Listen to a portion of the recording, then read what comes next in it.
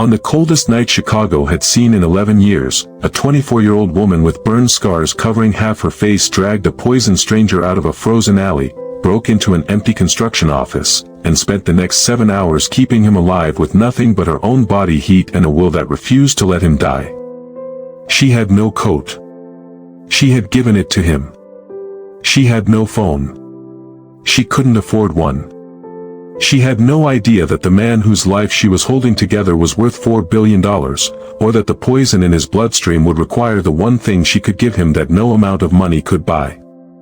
What happened over the next 3 years would turn this woman's life completely inside out. But not in the way you might think. Because this is not a story about a rich man saving a poor woman. This is a story about what happens when the person the world threw away turns out to be the only one worth keeping. And to understand how Eleanor Morrow ended up in a freezing construction office in the middle of January, pressing her body against a dying stranger's chest to keep a poison from reaching his heart, you have to go back. All the way back. To a fire. Before we begin, welcome. Wherever you're watching from right now, whether it's late at night or early in the morning, whether you're on your couch or on a long commute, I'm glad you're here. If you haven't already, consider subscribing and turning on notifications so you don't miss stories like this one. Now, let's go back to where it all started. Eleanor Morrow was 6 years old when she lost everything. The fire started in the kitchen of the small 2-story house on Maple Drive in Carlinville, Illinois, a town so small that most people in Chicago have never heard of it. Her father, Samuel Morrow, was a maintenance worker at the local school district. Her mother, Diane, worked part-time at the public library, shelving books and running the children's reading hour on Saturday mornings. They were not wealthy people. They were not connected people. They were the kind of people who paid their bills on time, waved at their neighbors from the porch, and considered a Friday night at the Dairy Queen a treat. They loved their daughter in the ordinary, unspectacular way that good parents do, the kind of love that doesn't make headlines because it doesn't need to. It just shows up. Every morning. Every night. Quiet and steady in there. Until, one Tuesday evening in October, it wasn't. A faulty wire behind the stove sparked the blaze. It spread through the kitchen walls and into the living room in under 4 minutes. Samuel was in the kitchen when it started. Diane was on the stairs. 6-year-old Eleanor was in her bedroom on the 2nd floor, already in her pajamas, already half asleep, when the smoke alarm began screaming. What happened in the next 90 seconds would define the rest of her life. Her father never made it out of the kitchen. Her mother made it to the top of the stairs before the floor gave way. A neighbor named Gerald Hutchins, a retired electrician who lived 2 doors down, heard the screams and kicked in the back door. He found Eleanor on the landing, unconscious, her left side engulfed. He wrapped her in a wet towel and carried her out through the backyard. The paramedic said later that if Gerald had arrived 30 seconds later, there would have been nothing to carry. Eleanor survived. Her parents did not. And the fire left its signature on her body in a way that would follow her for the rest of her life. Severe burn scarring covered the entire left side of her face, running from her hairline down across her cheek, her jawline, her neck, and extending down her left arm to her hand. The skin was tight, mottled, discolored. The kind of scarring that makes strangers look and then look away. The kind that makes children stare and adults pretend they didn't notice. She was 6 years old, an orphan, and marked. And the world, as it tends to do with people it finds inconvenient to look at, began the long slow process of making her disappear. Eleanor was placed with her mother's brother, Dean Morrow, and his wife Janet. Dean was a quiet, passive man who worked at a feed supply store and spent his evenings in front of the television. Janet was something else entirely. Janet Morrow was the kind of woman who measured her own worth by how she appeared to others, and the sudden arrival of a badly scarred orphan niece was, in Janet's calculation, a catastrophic blow to the family's image. From the first week, Janet made her position clear. Eleanor would not be treated as a daughter. She would not be treated as a guest. She would be treated as a problem to be managed and, whenever possible, hidden. They put her in the basement. Not a finished basement with carpet and windows. A concrete-walled utility space beneath the house, with exposed pipes, a bare bulb on a pull string, and a mattress on the floor that smelled of mildew. Janet told Eleanor that this was temporary, that once the upstairs guest room was ready, she could move up. The guest room was never made ready. Eleanor lived in that basement for the next 18 years. Janet's daughter Courtney was 2 years older than Eleanor and understood, with the precision of a child raised by a cruel parent, exactly where the power lay. Courtney called Eleanor patchwork. She said it at the dinner table, in the yard, in front of friends. She said it casually, the way you might call a pet by a nickname, and that casualness was the cruelest part, because it made the name feel permanent, inevitable, like something Eleanor had always been called and always would be. Dean heard it every time. Dean said nothing every time. He was not a malicious man. He was simply a coward. And in the mathematics of a household, cowardice and malice produce the same result. The child suffers either way. But here is the thing about Eleanor Morrow that Janet and Courtney and Dean never understood, and that the world would not understand for a very long time. The fire took her parents. It took her face. It took her childhood. But it did not take her mind. And her mind was, quietly, relentlessly, extraordinary. Eleanor taught herself to read at a level far beyond her grade by the time she was 8, using books she found in the library's discard bin. By 10, she was solving math problems meant for high schoolers, working through them by flashlight in the basement after the house went dark. Janet did not allow Eleanor to participate in school activities. She told the school that Eleanor had health issues that prevented her from attending field trips, assemblies, anything that would put the scarred girl in front of other parents. So Eleanor retreated inward. She retreated into numbers, into logic, into the clean and orderly world of accounting, where everything balanced and nothing was arbitrary and the answer was either right or it was wrong, and no one cared what your face looked like while you found it. She completed her GED at 16. Using the public library's free computers, working through MIT OpenCourseWare and Khan Academy to build her knowledge base, and then enrolling in an accredited online degree program through Western Governors University using a federal Pell Grant that Janet never knew about, Eleanor Morrow earned a bachelor's degree in accounting by the age of 22. She completed the required 150 credit hours in 4 years. She did this without a tutor. Without a mentor. Without a single person in her life who told her she could. She did it in a basement, on a laptop she borrowed from the library's equipment lending program, with a bare bulb swinging above her head. And she told no one. Because she had learned, by then, that the people in her house did not celebrate her achievements. They punished them. When she was 14, she won a regional math competition. Janet found the certificate and tore it up. She told Eleanor that no one wants to see a girl with a face like that acting like she's special. Eleanor never brought home another certificate. But she never stopped earning them. The morning she left Carlinville, she was 24 years old.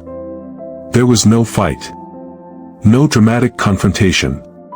She simply woke up, looked at the basement ceiling she had stared at for 18 years, and understood with a clarity that felt almost physical, like a bone settling into place, that if she stayed one more day, the part of her that still believed she deserved a life would go quiet forever.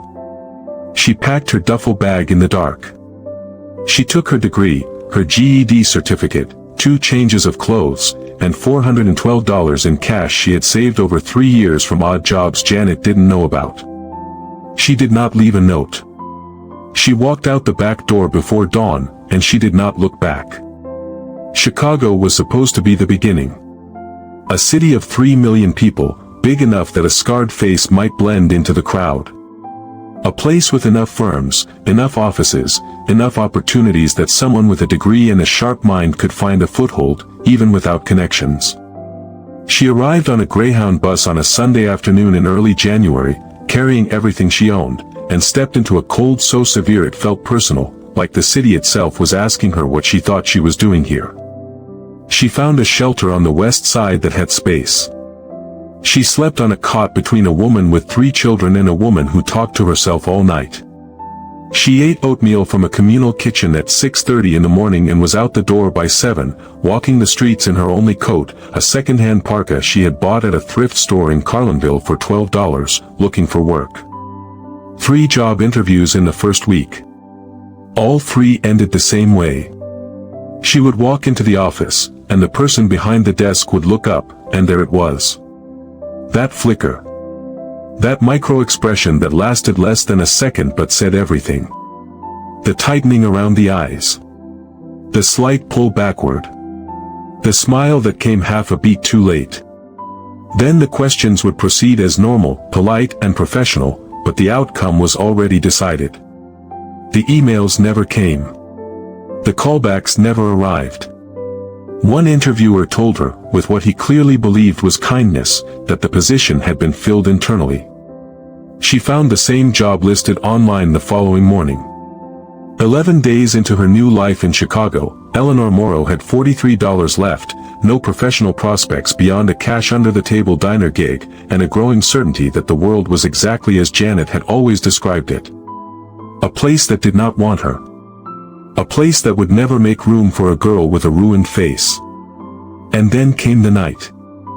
January 19th. A Wednesday. Wind chill 31 degrees below zero. The kind of cold that the National Weather Service calls life-threatening, which is a clinical way of saying that the air itself is trying to kill you. Eleanor was walking back from a late afternoon shift washing dishes at a diner on West Madison, a job she had found 3 days earlier that paid cash under the table and did not require an interview. She was cutting through a side street near the river, moving fast, head down, hands jammed in the pockets of her $12 parka. It was 9:43. She had 17 minutes to reach the shelter before the doors locked. That is when she heard the sound. A car door, somewhere in the dark. Voices, low and hard. Then a sound she would never forget as long as she lived. A heavy, wet thud. The sound of a human body hitting frozen pavement. Then tires, squealing, accelerating, fading into the distance. Every instinct she had, every lesson she had learned in 18 years of being invisible, told her to keep walking. Invisible people survive by staying invisible. You do not stop. You do not look. You do not get involved. You walk, and you keep walking, and you make it to the shelter before the doors lock, and you survive another night. But Eleanor Morrow did not keep walking. She turned into the alley behind a construction site that was framed in plywood and chain-link fencing. And she found him. A man, maybe early 30s, lying on his back on the frozen ground. His coat was expensive, she could see that even in the dark, but it was torn at the shoulder. There was blood on his face, coming from a deep gash above his left eye. His wallet was gone. His phone was on the ground nearby, the screen shattered.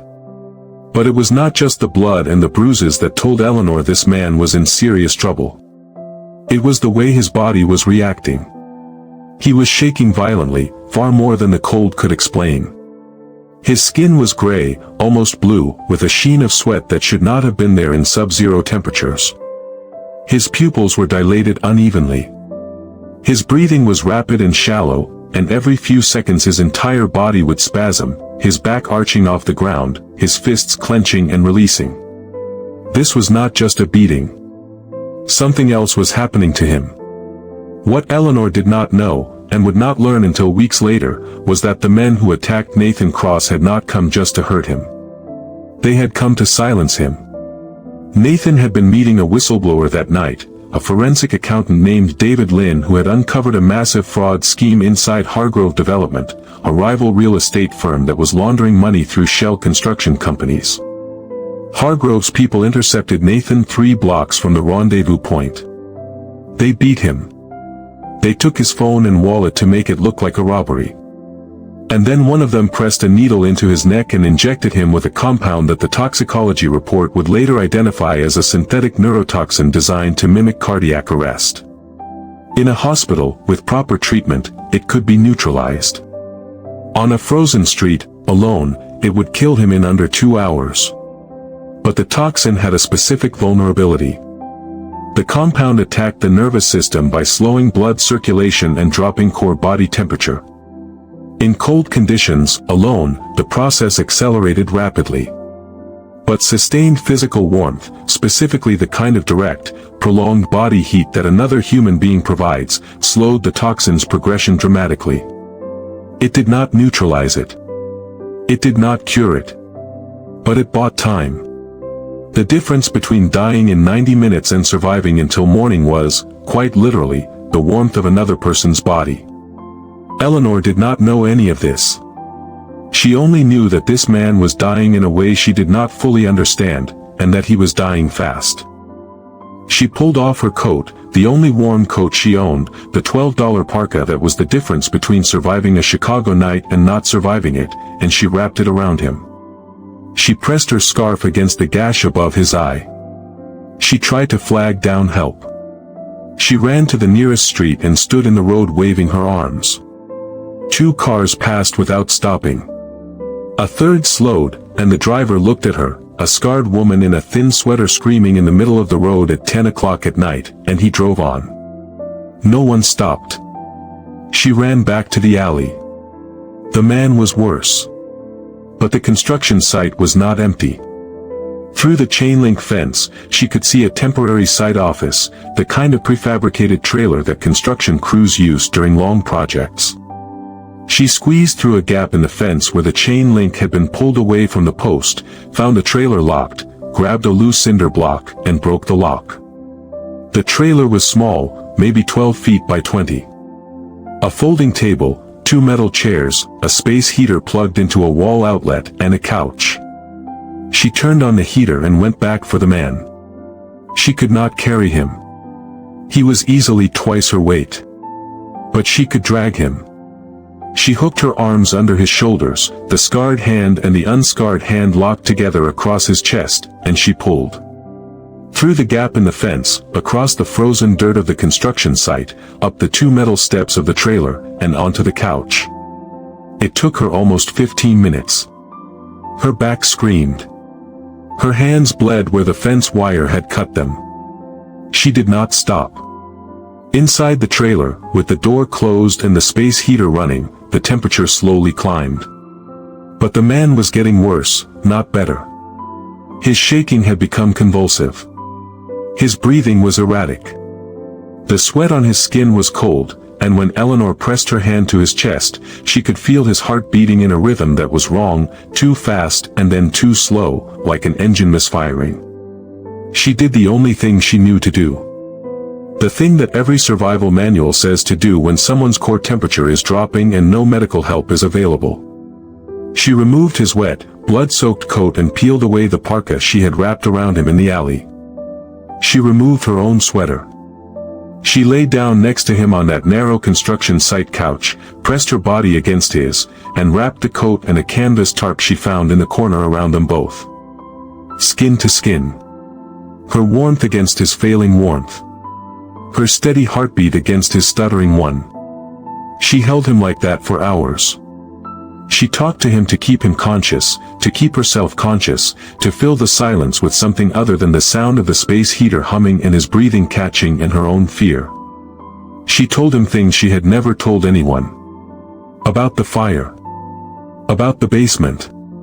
About the math competition certificate her aunt tore up. About the degree she earned in secret. She talked because she needed him to hear a human voice, and because she needed to hear her own, and because in the strange intimacy of that night, in the dark, in the cold, with a dying stranger's body pressed against hers, the walls she had built over 18 years came down in a way they never had before. He was not fully conscious. He drifted in and out. But there were moments of clarity. Moments when he looked at her, the scarred side of her face inches from his, and his eyes did not flinch. Moments when his hand found hers and held it. Moments when the boundary between survival and something else, something raw and human and unplanned, dissolved in the way that boundaries dissolve when 2 people are clinging to each other in the space between life and death. What happened between them in that trailer was not a transaction. It was not a calculated act. It was 2 people, stripped of everything the world uses to categorize and separate and judge, finding each other in the most vulnerable moment of their lives. She was a woman who had never been touched without flinching. He was a man who had never let anyone close enough to touch. And in the dark, in the cold, with his life literally depending on her warmth, something happened that neither of them planned and neither of them would ever regret. By morning, the man's shaking had stopped. His breathing had steadied. His skin had returned to something close to normal color. The poison had not reached his heart. The warmth of her body had held it back long enough for his system to begin fighting it on its own. Eleanor helped him to the street as dawn broke over the construction site. She flagged down a delivery truck, and this time the driver stopped. She waited with the man until the ambulance arrived. And in those last few minutes, the man gripped her hand one final time. He looked at her the way he had looked at her all night. Not at the scars. Not at the ruined side of her face. At her. "Don't go," he whispered. But the paramedics were already lifting him onto the stretcher. As they loaded him into the ambulance, the man reached for her. He pulled something from his finger, a heavy ring, old and ornate, with an engraved crest she did not recognize, and he pressed it into her palm. "Find me," he said. The ambulance doors closed. The sirens faded into the gray morning. She did not know that the man she saved was Nathan Cross.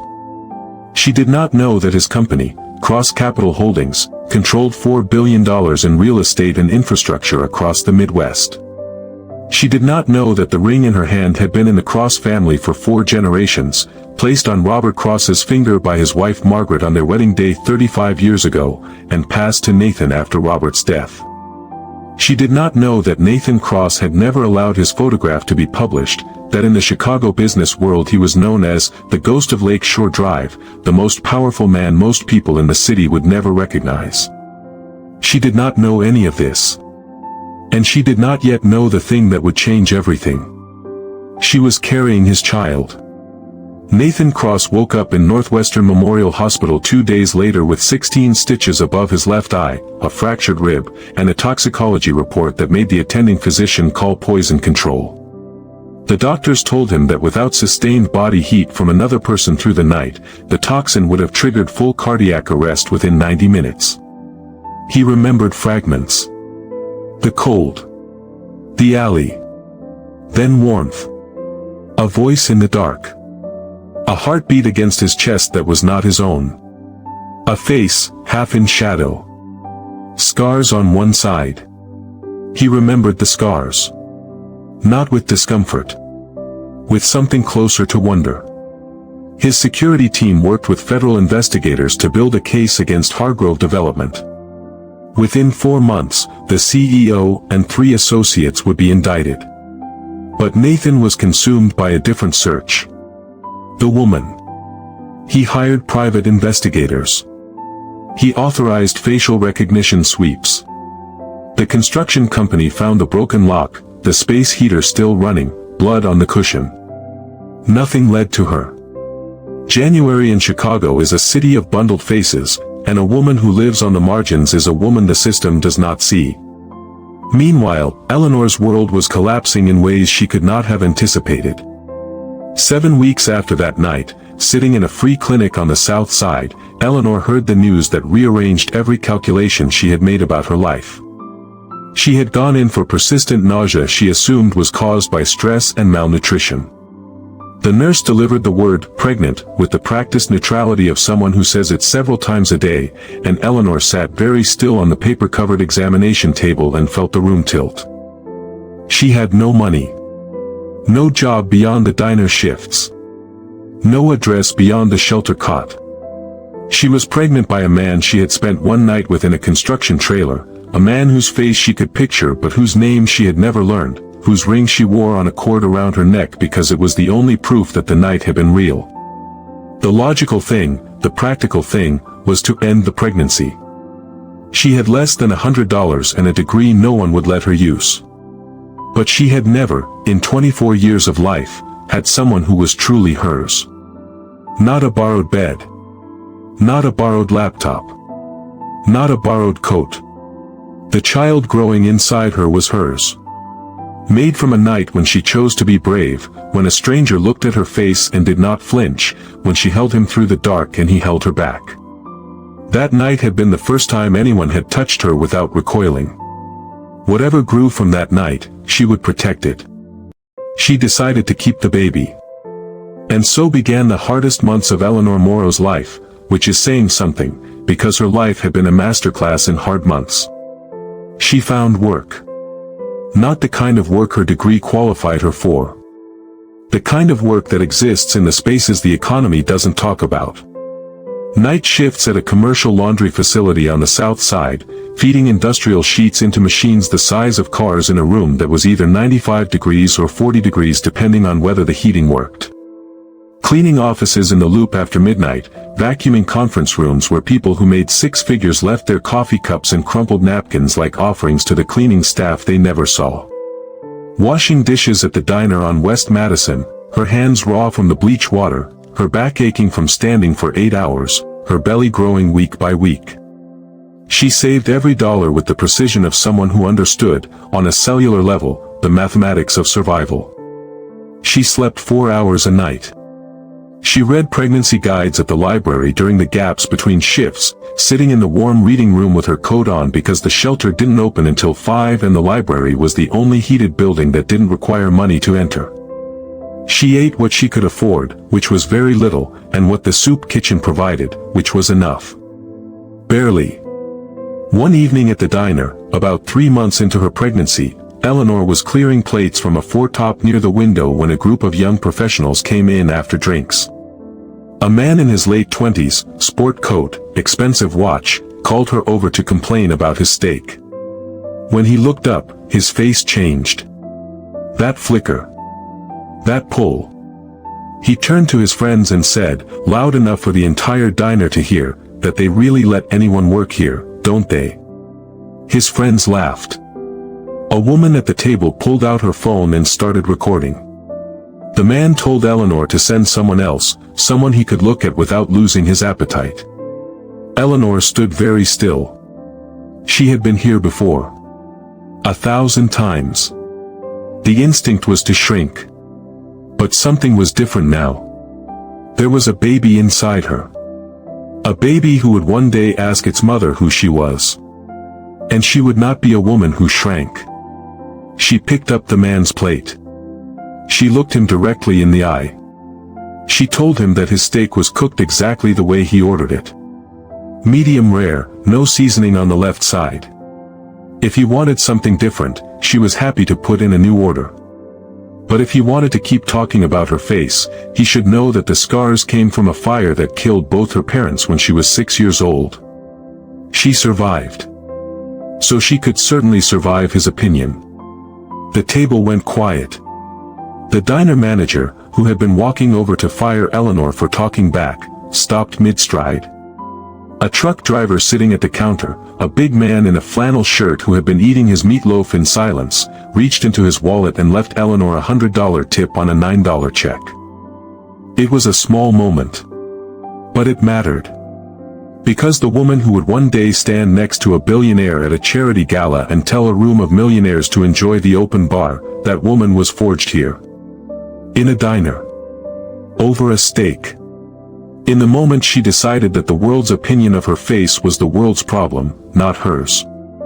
By the 5th month of her pregnancy, the physical toll of working 3 jobs with no prenatal care caught up with her. She collapsed at the laundry facility on a Tuesday night. She was taken by ambulance to Stroger Hospital, the place everyone in Chicago still calls county, and sat in a plastic chair in a hallway for 3 hours before a resident told her very directly, "Stop working now, or lose the baby." Eleanor had $1,200 saved. Rent started at 3 times that. She could not work. She could not pay for care. She was 24 years old, 5 months pregnant, alone, and facing the kind of wall that has no door and no window. She went back to the shelter. At the Westlake Women's Center, a woman named Donna who had been there for 2 years noticed Eleanor on her first day. She noticed the accounting textbook. She noticed the way Eleanor sat by the window every morning and studied, her back straight, as if she were in a university library instead of a room that smelled of disinfectant. Donna sat down and told Eleanor to stop pretending. No book was going to fix that face. Girls like them don't get out. They just get older. She pointed at the ring around Eleanor's neck and told her to sell it. Men don't come back for girls like us. Eleanor did not argue. She did not sell the ring. She turned the page of her textbook and kept reading. But her hands shook slightly as she did it.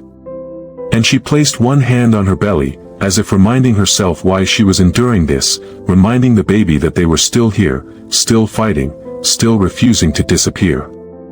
This was the lowest point. If you could see Eleanor Morrow in this moment, sitting in a shelter with a borrowed blanket over her shoulders and a borrowed future growing inside her, you might think this was the end of her story. You might think the world had finally won. How would you have felt, sitting in that chair? What would you have believed was still possible? But here is what the world did not know about Eleanor Morrow. The same thing Janet and Courtney and Dean never understood. Eleanor Morrow did not break. She did not bend. She did not stop. She was not sitting in that shelter waiting to be rescued. She was sitting in that shelter studying for the CPA exam, because she had decided, somewhere in the space between the basement and the diner and the laundry facility and the construction trailer, that the life she wanted was the life she was going to build. With her own hands. Scarred or not. And it was in this shelter that someone extraordinary walked in. Margaret Cross was 70 years old and had spent 30 of those years as a federal judge in the Northern District of Illinois. When she retired, she did not buy a vineyard or take up watercolors. She started a foundation. The Margaret Cross Foundation operated shelters, legal aid clinics, and job training programs for women across Chicago, funded with her own money and her late husband Robert's estate. Every Tuesday and Thursday, Margaret visited her shelters. Not as a figurehead. She walked the floors. She sat with women. She listened. 30 years on the bench had taught her that the most important truths are the ones people are afraid to say out loud, and you only hear them if you sit close enough and stay quiet long enough. On a Thursday in late July, Margaret was at the Westlake shelter and noticed a young woman sitting alone by the window. Heavily pregnant. Burned scars on the left side of her face. Reading a battered accounting textbook. Margaret had spent 30 years reading people, and she knew the difference between someone who had given up and someone who was gathering strength. This woman was gathering. Over 3 weeks of visits, a quiet bond formed. Margaret brought prenatal vitamins. Eleanor reorganized 6 months of the shelter's chaotic bookkeeping in a single afternoon, untangling bank statements and donation logs with a pencil and a legal pad in 4 hours. Margaret stood in the doorway watching her work and thought, this girl should be running a department. It was on the 4th visit that Margaret saw the ring. They were sitting together at the desk in the shelter office, working through vendor invoices. Eleanor leaned forward to reach a folder, and the cord around her neck swung free. The ring landed on the desktop with a soft, heavy clink. The engraved crest. The worn gold band. The specific pattern of laurel leaves around the Cross family seal that Margaret had traced with her finger 1,000 times on her husband's hand. Margaret went very still. She had placed that ring on Robert Cross's finger 35 years ago at Holy Name Cathedral, while her mother cried in the front pew and Robert's best man dropped the wrong ring and everyone laughed. After Robert died, Nathan took it. He wore it every day. And then, 6 months ago, Nathan had come home from the hospital without it. He told Margaret he had given it to the woman who saved his life. The woman he could not find. She excused herself. She stepped outside into the July heat. She took out her phone. I found her. Nathan was in a board meeting. 12 people around a mahogany table. He picked up because in 32 years, Margaret Cross had never called her son during a workday unless it mattered. Where? The Westlake shelter. Nathan, she's pregnant. Very pregnant. How far along? 7 months. Maybe a little more. Nathan did the math. January. The trailer. The night she held him alive. 7 months. Don't let her leave. I'm coming. Nathan. Margaret's voice shifted into the tone she had used for 30 years on the bench, the tone that made defense attorneys straighten their ties. This girl has been through something. You cannot arrive like a hurricane. She is not a deal to close. If you scare her, she will run, and you will never find her again. He waited 3 days. Those 3 days nearly killed him. But his mother's voice was in his head, steady and immovable, and so he waited. Margaret arranged the meeting under the guise of a job interview.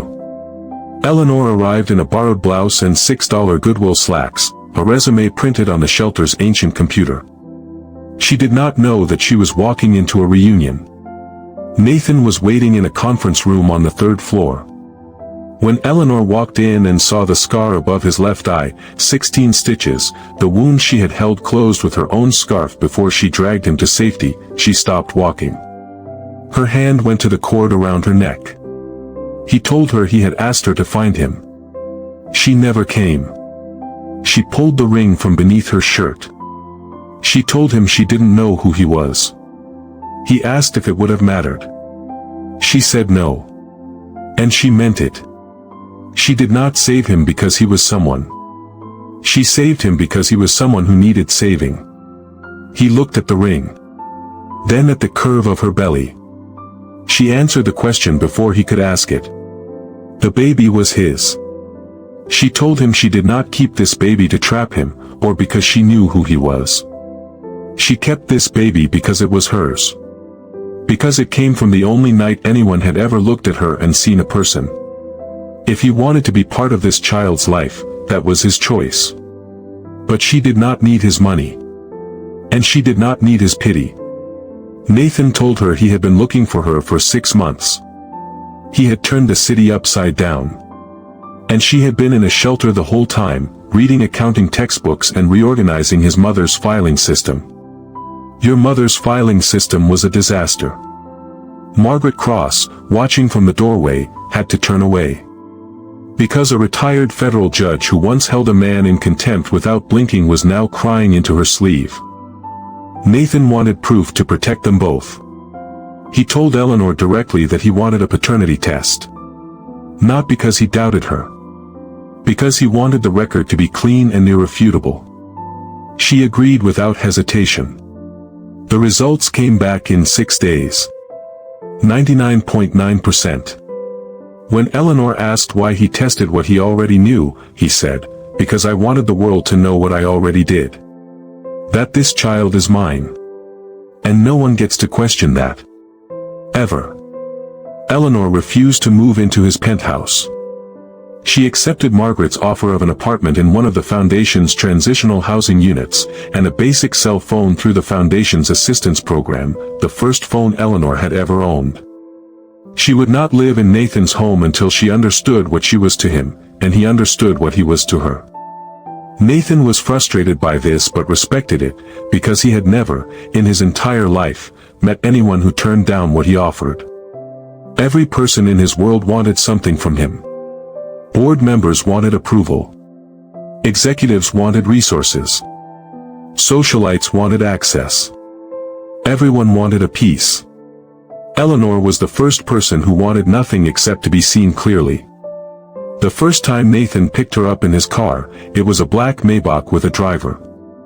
The back seat was the size of her cot at the shelter. The leather was heated. There was sparkling water in the console, the kind that came in glass bottles with French labels. Eleanor sat very still, her hands folded in her lap, and stared out the tinted window at the Chicago streets she used to walk at midnight on her way to clean offices. The same streets. The same cracked sidewalks. Seen from inside a car that cost more than most people make in a decade. He took her to see Dr. Vivian Okafor at Northwestern Memorial. The waiting room had fresh flowers in crystal vases and leather chairs that you sank into like they were apologizing for making you wait. Weeks ago, Eleanor had been at Stroger, sitting in a plastic hallway waiting 3 hours. Now a world-renowned specialist greeted her by name and offered her tea from a porcelain cup. After the appointment, he took her to the diner on West Madison where she used to wash dishes. He sat at the same foretop where the man had mocked her face months ago, ordered a steak, and left a tip that covered the entire staff's wages for the week. The diner manager stared at the bill, then at the man sitting across from Eleanor, then at Eleanor. She caught the look, and for the first time in this story, she laughed. A real, full laugh. The kind that starts in the belly and surprises the person making it. Nathan watched her laugh and thought he would trade every building he owned to hear that sound again. He began visiting her at the foundation apartment. Not with extravagant gifts. Eleanor made it clear that she would not accept expensive things she had not earned. So Nathan adjusted. He brought a proper desk lamp so she could study without straining her eyes. He brought a set of quality pens, because he had noticed she was using a chewed-up ballpoint that skipped every third word. He brought a cashmere blanket, not because it cost $1,000, but because the apartment was drafty and she was heavily pregnant and he could not stand the thought of her being cold. He did not tell her what any of it cost. She did not ask. He also brought questions. And she told him everything. The aunt who called her a monster. The cousin who named her patchwork. The uncle who looked away for 18 years. The bare bulb in the basement. The morning she walked out with a duffel bag and $412 and did not look back. Nathan listened without interruption. Without trying to fix anything. Without looking away. And in turn, Eleanor learned about him. The father who built a real estate empire and then died of a heart attack at 58 in his office on a Sunday afternoon, alone, because he had chosen the company over everything else and the company did not grieve for him. The son who inherited it all at 29, terrified, and who turned terror into fuel and tripled the company's value in 3 years. He told her about the night from his side, the meeting with the whistleblower, the ambush, the needle in his neck. The doctors had explained the toxin. Without her warmth, without 7 hours of sustained physical contact, he would have died before dawn. She had saved him from a poison designed to stop his heart. And she did it without knowing any of it. They were, both of them, people who had been hiding. She behind her scars. He behind his walls. And in each other, for the first time, they found someone who saw the thing behind the armor. Not because they were looking for it, but because they recognized it. The way you recognize your own reflection in a window you didn't know was there. Nathan brought in a specialist to evaluate Eleanor's burned scars. Dr. Helen Park told Eleanor that modern techniques could significantly reduce the scarring. Laser resurfacing. Targeted skin grafts. Not eliminate it. Reduce it. Eleanor sat with this for 2 days. Then she told Nathan she would do the hand treatments. She needed full use of her left hand to work. He asked about her face. My face is my face. If you can't live with it, tell me now. Then it can wait. The baby comes first. My career comes second. My face comes last. This is the moment Nathan Cross fell completely, irreversibly in love. Not with a woman who needed him. With a woman who had her priorities so straight that $1 billion offer of cosmetic reconstruction came in third behind a baby and a CPA exam. Around this time, word of Nathan's mystery woman reached the people who should never have heard it. Janet Morrow's friend spotted Eleanor in the background of a foundation fundraising photo and sent it to Janet. Janet calculated money. She sent Dean to Chicago to retrieve Eleanor. Dean arrived at the foundation apartment with gas station flowers, the kind wrapped in cellophane with a $2 sticker still on them. Eleanor opened the door, and there stood the man who had watched his wife lock a 6-year-old in a basement and said nothing. The man who had looked away for 18 years because looking away was easier than standing up. She told him he was never worried about her. He was worried about what people would say. Dean stammered. His eyes drifted past Eleanor into the apartment, scanning the cashmere blanket on the couch, the medical documents with the Northwestern letterhead. He was recalculating.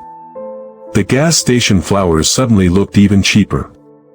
She told him the last thing his wife said before she left was that she should be grateful they didn't put her in a group home. Courtney told friends Eleanor was their cleaning lady.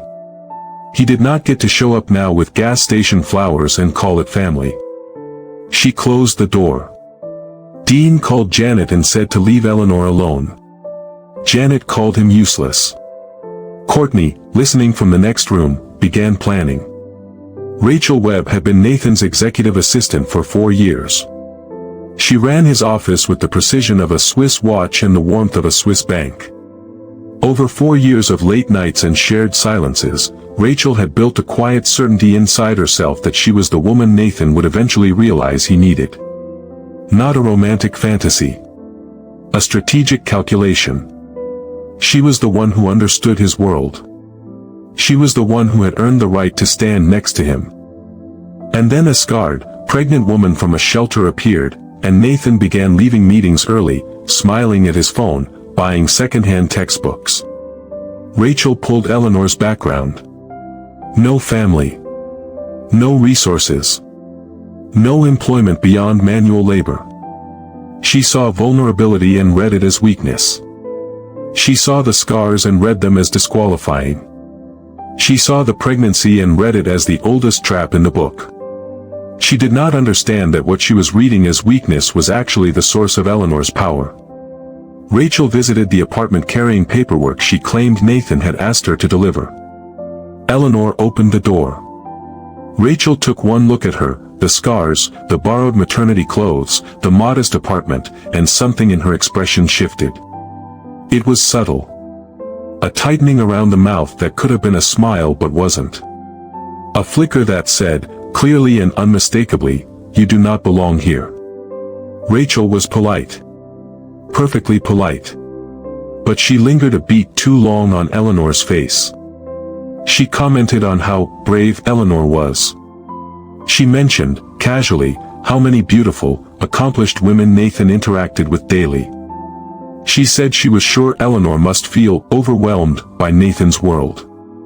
Every word was a blade wrapped in silk. Eleanor said nothing beyond what was necessary. She took the paperwork. She thanked Rachel. She closed the door. Then she sat on the couch and her hands shook. Not because Rachel was right, but because Rachel knew exactly where to cut. Eleanor recognized the technique. It was the same technique Janet had used for 18 years. The warm voice. The concerned expression. The carefully chosen words that sound like kindness and land like knives.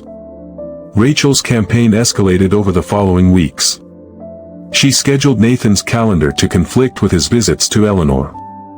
She forwarded a news article to Nathan about a fraud case involving a woman who faked a pregnancy to entrap a wealthy businessman.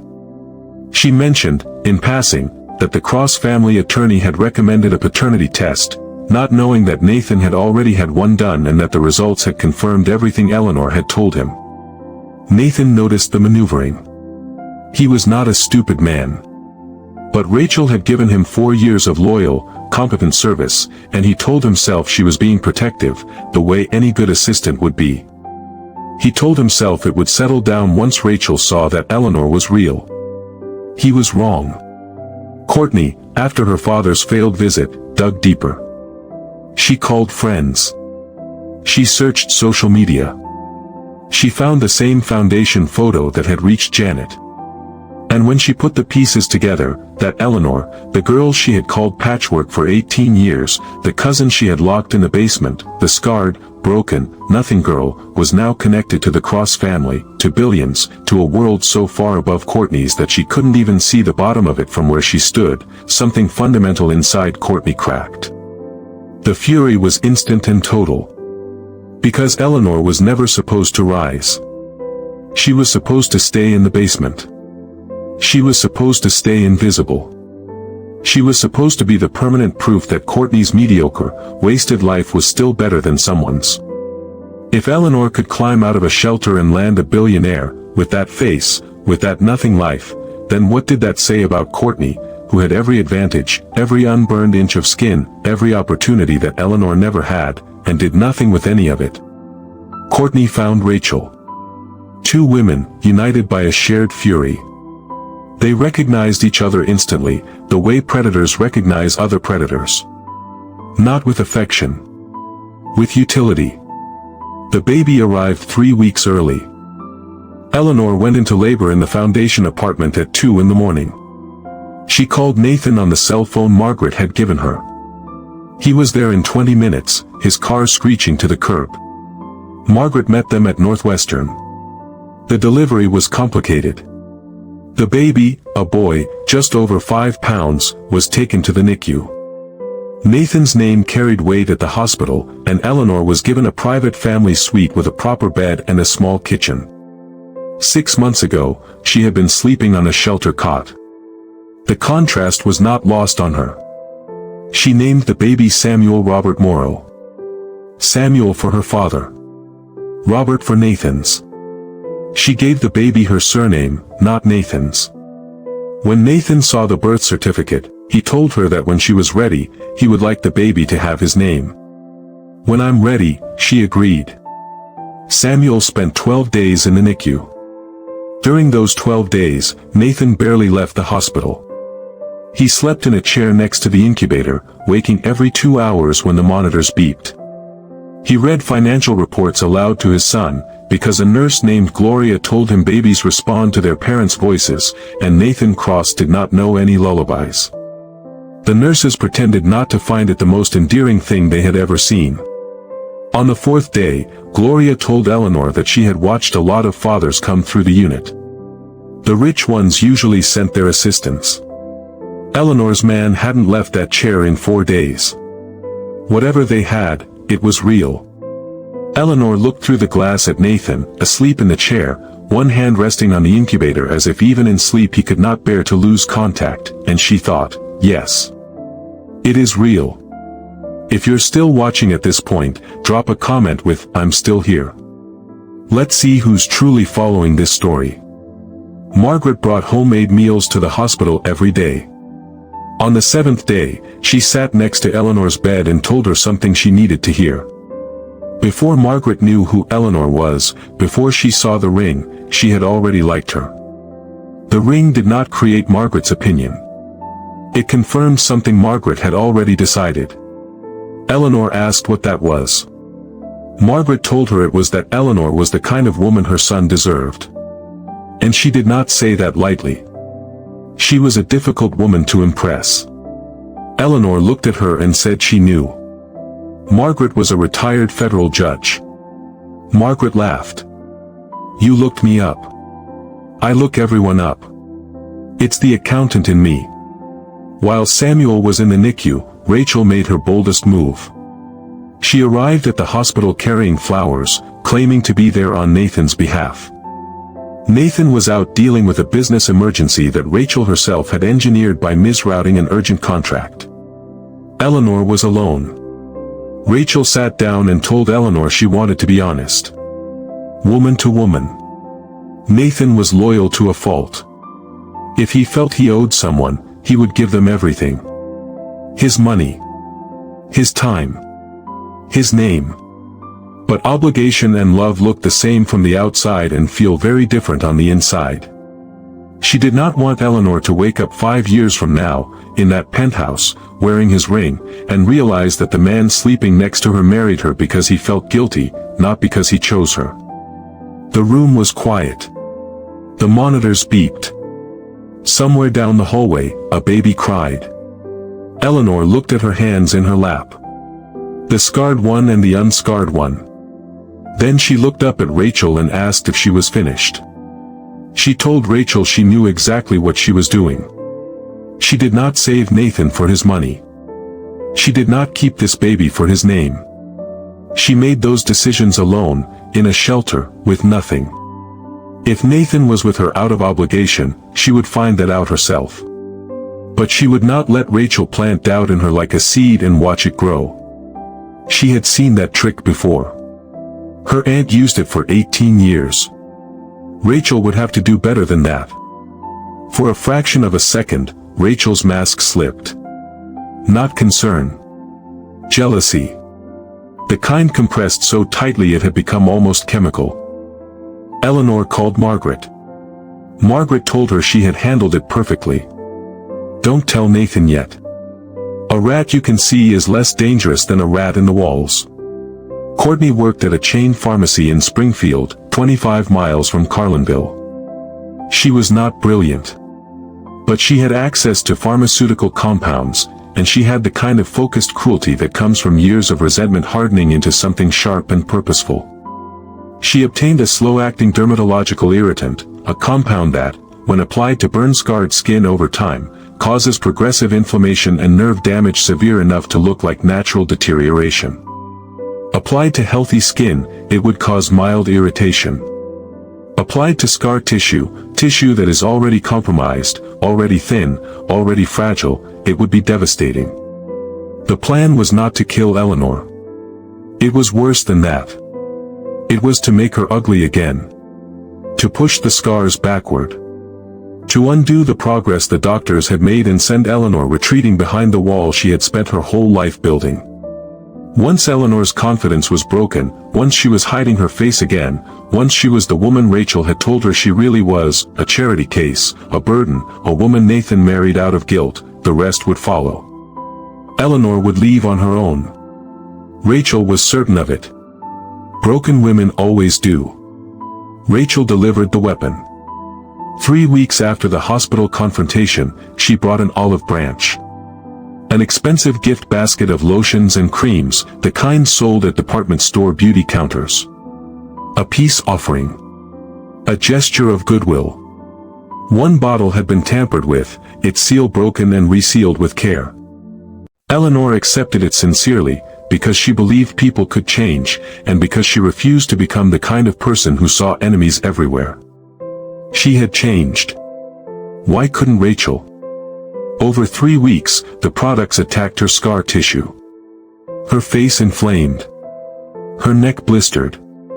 Her left hand, which had been improving week by week, swelled so badly she could not hold a pen. Eleanor was frightened.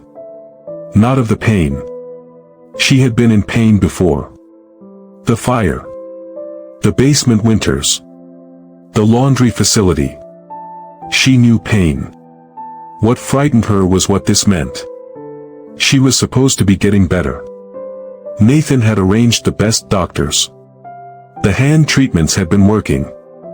For the first time in her life, she had been moving forward. And now her body was pulling her backward, back toward the girl in the basement, the girl behind the scars, the girl the world wanted to keep hidden. It was Margaret who saw through it. She visited Eleanor's apartment, picked up the bottle from Rachel's basket, and noticed the seal had been broken and resealed. A seam of glue fractionally smoother than it should have been. A cap that turned a quarter rotation too easily. Margaret did not spend 3 decades on the federal bench without developing an eye for things altered to look untouched. She took the bottle to a private forensic laboratory. The lotion had been laced with a compound designed to cause progressive inflammation in damaged skin tissue. Not lethal. Designed to destroy slowly. To turn old scars into open wounds. To make healed skin burn again. Margaret called her former law clerk Sandra Chin, now a senior prosecutor. Then she called her son. Someone poisoned your wife. The calm in Nathan's voice was the kind that frightens people who know what it means. The calm of a man who has moved past anger into the place beyond it. Who? Rachel Webb delivered the product. The compound came from a pharmacy in Springfield. Courtney is the source. Lab results and phone records confirm it. I want them both arrested.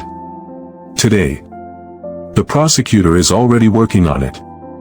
But Nathan, when this comes out, Eleanor will know that someone she trusted tried to destroy her. Be careful with her.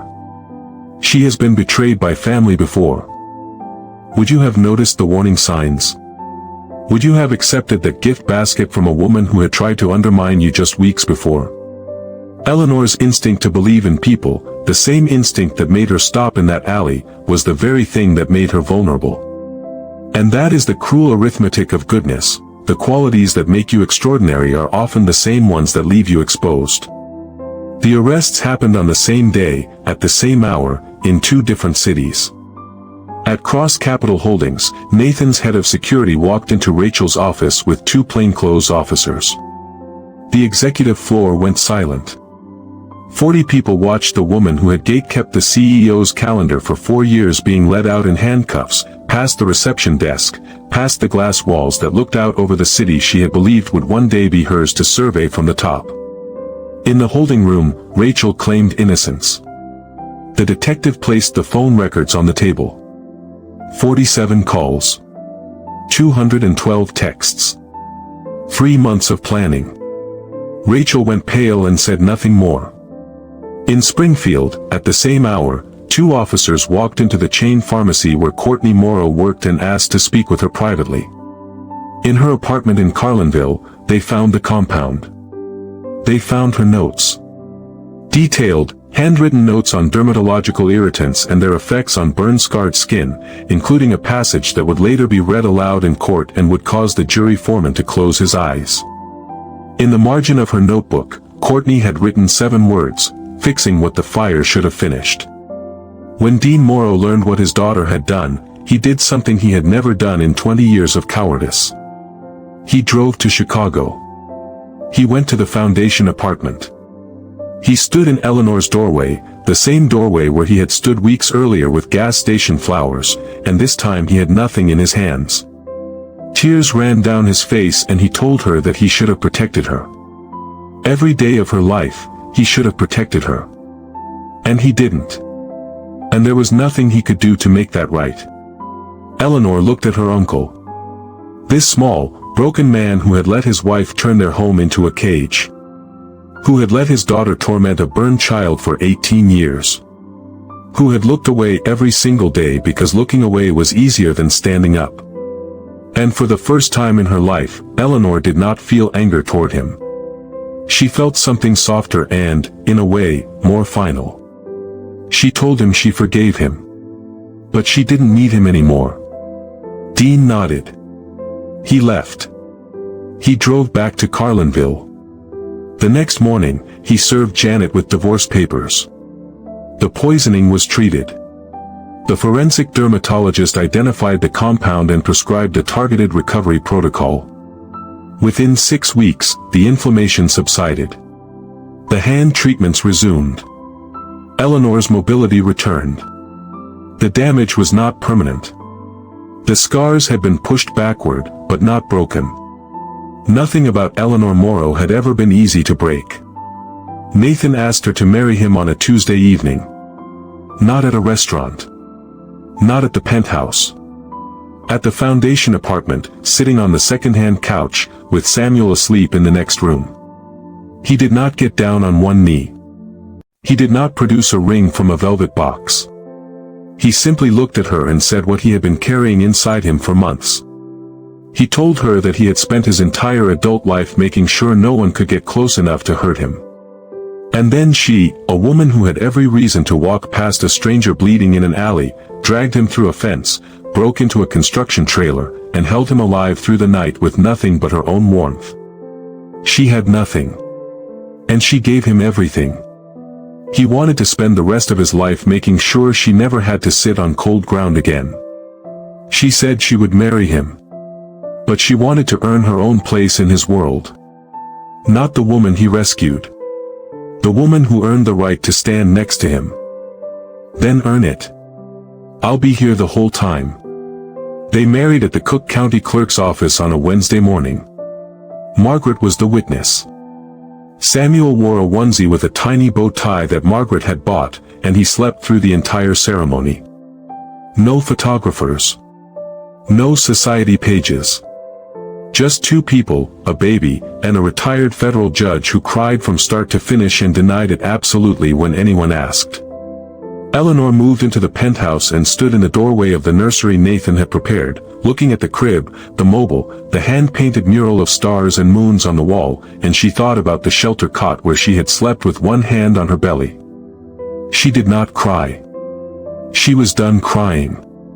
But she put her hand on the doorframe and breathed, and in that breath was the weight of everything she had survived to stand in this room. Nathan found her there. He asked if it was too much. "No," she said.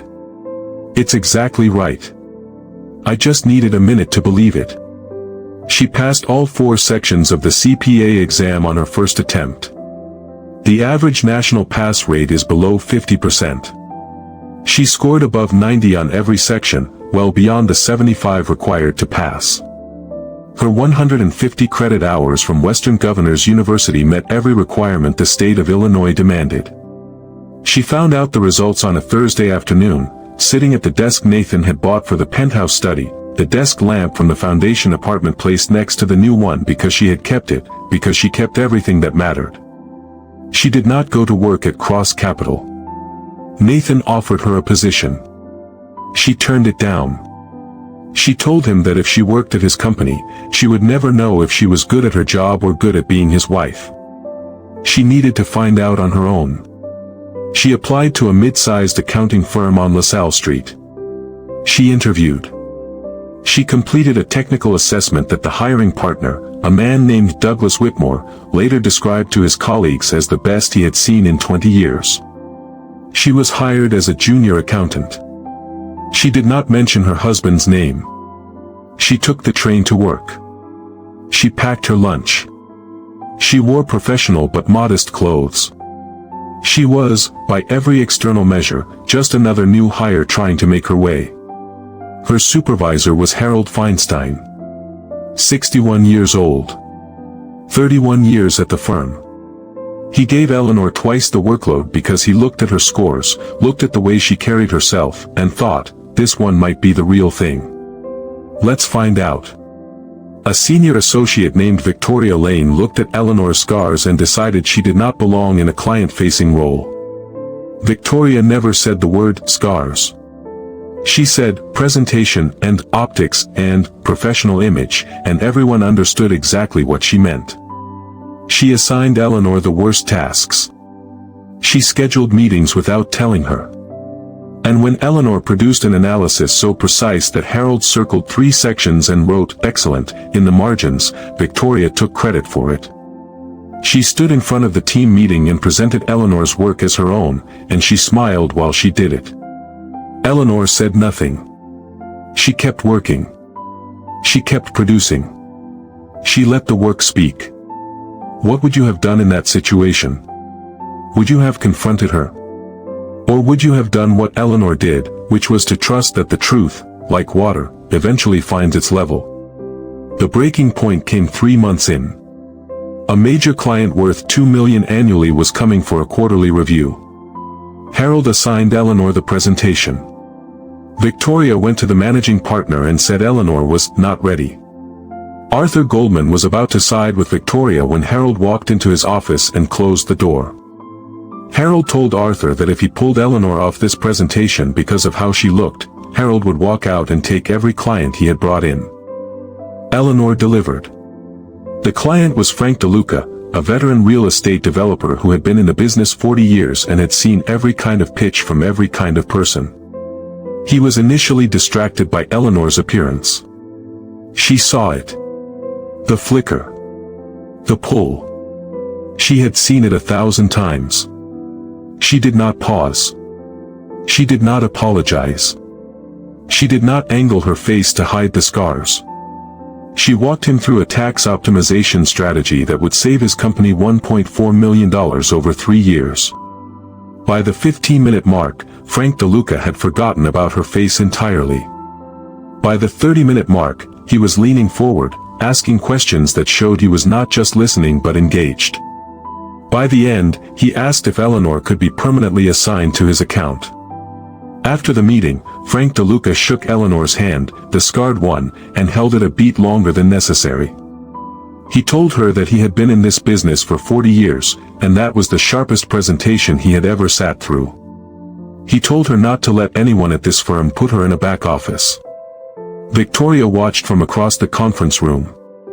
She said nothing. But she knew, and everyone in that room knew, that the ground had shifted beneath her feet. Within 6 months, Eleanor was handling accounts associates twice her tenure wouldn't be trusted with.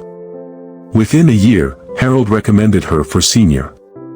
The partners at the firm discovered Eleanor's connection to Nathan Cross only when Nathan showed up at the firm's holiday party as her plus one. He walked through the door of this mid-tier LaSalle Street firm in a tailored charcoal suit that cost more than most associates' annual bonuses. His face had recently appeared in his first-ever public profile, a Forbes feature that ran under the headline, "The Ghost Steps into the Light." The partners froze. The associates stared. Victoria Lane, standing by the bar with a glass of champagne, dropped it. The glass shattered on the hardwood floor, and no one moved to clean it up because every person in the room was staring at the doorway. Eleanor walked in beside him. She was wearing a simple black dress, modest and professional, and the look on her face was the look of a woman who had kept a secret not out of deception but out of principle, and was now watching the room discover what she had known all along, that she had never needed her husband's name to prove her worth. Harold Feinstein walked over to Nathan, shook his hand, and said, "Well, that explains the work ethic. You married someone who's actually harder to impress than I am." Victoria resigned the following Monday. Not because anyone asked her to. Because she finally understood that the woman she had tried to hide in a back office was married to the most powerful man in Chicago and had never once used that fact to fight her battles. She had won on merit. And Victoria, who had never won on merit in her life, could not survive in a world where that was the standard. Rachel's trial came 11 months after her arrest. Courtney cooperated and testified against her. The prosecutor placed a single exhibit on the projector, Rachel's search history. Effects of dermatological irritants on burn scars. How long does skin inflammation take to become permanent? Can old burn injuries reopen? The jury deliberated 4 hours. 5 years for Rachel. 3 for Courtney. Eleanor did not attend the sentencing. She was at work. She had a client presentation at 10 and would not cancel it for people who had tried to destroy her. Margaret attended instead. She sat in the gallery in a charcoal blazer and pearl earrings, her silver hair pulled back, her face carrying the expression she had worn for 30 years on the bench. After the verdict, a reporter approached her outside the courthouse and asked for comment. Margaret looked directly into the camera. Her voice was steady and clear. She said that her daughter-in-law survived a fire that killed her parents. She survived 18 years of abuse. She survived homelessness. She survived pregnancy alone. She survived being poisoned by people she trusted. If there was a lesson in this case, it was this: some people are not destroyed by fire. They are forged by it. 3 million views in 48 hours. The comment sections filled with people sharing their own stories of survival. Margaret's quote was printed on shirts and posted on refrigerators and tattooed on at least 3 forearms that anyone knows about. Margaret found the tattoos deeply alarming and genuinely flattering, which is exactly what you would expect a retired federal judge to say. 3 years after the night in the alley. Eleanor Morrow Cross is a senior accountant on track to make partner within 2 years. Her hand has full mobility. She can hold a pen. She can pick up her son with both hands and listen to him shriek with laughter. She has begun the facial reconstructive treatments she once postponed. Not because Nathan asked. Not because the world demanded it. Because she decided that her face was not a penance she owed the fire that took her parents. It was simply skin. And she would like it to hurt less in the winter. Samuel is 2.5 years old. He has Nathan's dark eyes and Eleanor's stubbornness, and when he doesn't get what he wants, he crosses his arms and stares you down in a way that makes Margaret say he will either become a CEO or a federal judge. He calls Margaret Nana Judge, a name that makes Margaret pretend to be offended and then turn away so no one sees how delighted she is. Nathan has gone public with his identity. He did it because Eleanor told him that hiding is no way to live. And she would know. His first public appearance is at a charity gala for the Margaret Cross Foundation. A black tie event at the Palmer House Hilton, 500 of Chicago's wealthiest under crystal chandeliers with champagne in their hands and tax deductions on their minds. Nathan stands at the podium in a tuxedo, his wife beside him in a deep emerald green gown that Margaret helped her choose. The color makes the scars on Eleanor's face look like what they are. Battle marks. Evidence of a war she survived. She does not hide them. She has never hidden them. The world looked away. She never did. Nathan tells the room that 3 years ago, he was dying in an alley. Not just from a beating. From a poison designed to stop his heart. He tells them that the only person in this city who stopped to help him was a woman who had nothing. She dragged him through a fence, broke into a trailer, and held him alive through the night with her own body. He looks out at 500 faces and says, "Not one of you would have stopped." She did. Everything he has built since then, he built because she showed him what courage actually looks like. The room is silent. Eleanor squeezes his hand. She leans into the microphone. He talks too much. Please enjoy the open bar. The room erupts. Margaret laughs so hard she has to hold on to the table. Frank DeLuca starts a standing ovation. Harold Feinstein turns to his wife and says, with the quiet pride of a man who knows he was part of something, "That's my accountant." After the gala, Nathan and Eleanor ride home in the back of the Maybach. Samuel is asleep at Margaret's house, being spoiled with cookies that Margaret will deny giving him. The city lights slide past the tinted windows. Eleanor is looking at the ring on her finger. The same signet ring she wore on a cord around her neck in a homeless shelter. Nathan had it resized and set with a diamond, and she wears it as her wedding ring because no other ring could ever mean as much. Nathan asks her if she is happy. Eleanor looks at him. She touches the scar above his left eye, the one she held closed with her own scarf in that alley before she dragged him to safety. The scar that started everything. "I'm not happy," she says. "I'm something better than happy. I'm free." In Carlinville, Illinois, Dean Morrow watches a clip of the gala on his phone.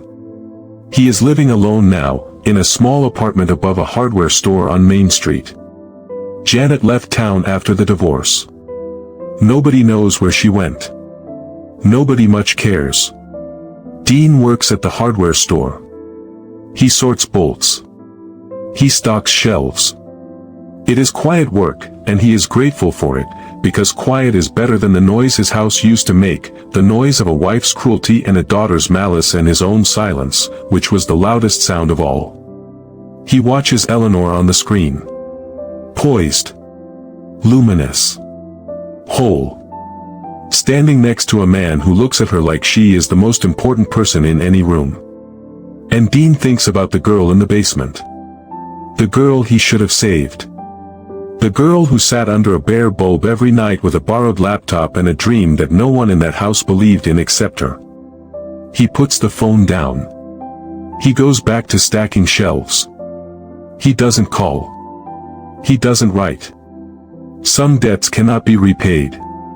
The only honorable thing left is to be glad she made it out. And he is. Quietly, privately, from a distance he earned through 20 years of cowardice, he is glad. And Eleanor. Eleanor Morrow Cross. She made it out. Not because a billionaire rescued her. Not because luck fell from the sky. Not because someone powerful saw her and decided to lift her up. She was already climbing when Nathan found her. She was already studying when Margaret saw her. She was already fighting when the world told her to stop. On the coldest night of the coldest winter, when every instinct told her to keep walking, when every lesson she had ever learned about survival said stay invisible, don't stop, don't look, don't get involved, she stopped. She knelt on frozen ground. She dragged a poisoned stranger to safety. She broke into a building. She wrapped her body around his and held him alive until dawn. And when the morning came and the ambulance took him away, she did not wait for a reward. She did not search for him. She went back to her life, to the shelter, to the diner, to the textbooks, to the fight. Because saving him was never about what she might get. It was about who she was. That is not luck. That is not coincidence. That is not the universe rewarding a good deed with a billionaire husband and a penthouse on Lakeshore Drive. That is character. The kind of character that is built in basements and tested in alleys and proven in boardrooms. The kind of character that does not care what the world thinks of your face, because the world's opinion was never the point. The point was always this: when the moment came, when the cold was unbearable and the stranger was dying and nobody was watching, Eleanor Morrow chose to be the person her parents raised her to be. A person who helps. A person who stays. A person who refuses to let go. And character, in the end, is the only currency that never loses its value. If this story moved you, if it made you think about the people in your own life who deserve more than they've been given, or the moments when you had to choose between walking past and stopping, then take a second to subscribe. Share this with someone who needs to hear it today. And remember, the next time the world tells you that someone doesn't belong, that someone's scars disqualify them from the table, remember Eleanor Morrow. Remember the alley. Remember the trailer. Remember the ring. And remember that the woman the world threw away turned out to be the one who was holding it all together. Thank you for watching. I'll see you in the next one.